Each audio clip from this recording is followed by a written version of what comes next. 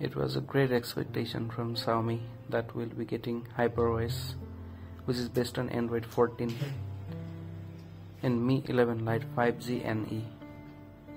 So finally we got the update, so you can see in the video that it's HyperOS 1.0.3, and there were many expectations as a global user because many of the features that were previously given in the Chinese version of the software were not available to the global users or the Indian global users or European users. So it's the same story that Xiaomi has repeated again and again, even with this HyperOS. There are some very few features that are given to the global version, like we can appreciate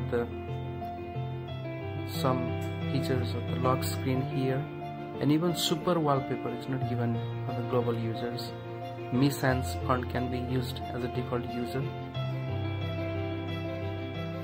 Very few things are given, and as a global user what we expected was like iOS or any other software like Samsung gives, like One OS. There are no regional variations, isn't it? So but however, the same difference between the Chinese version, the global version, or the European EEA version or the Indian version exists even in HyperOS. So Xiaomi always disappoints its customers.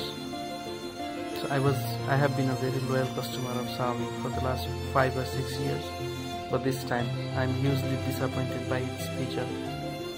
So definitely I'm going to change this.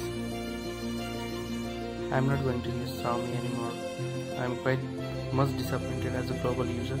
So I might be going to Samsung One UI or maybe iOS from my next smartphone. They cannot please their customers.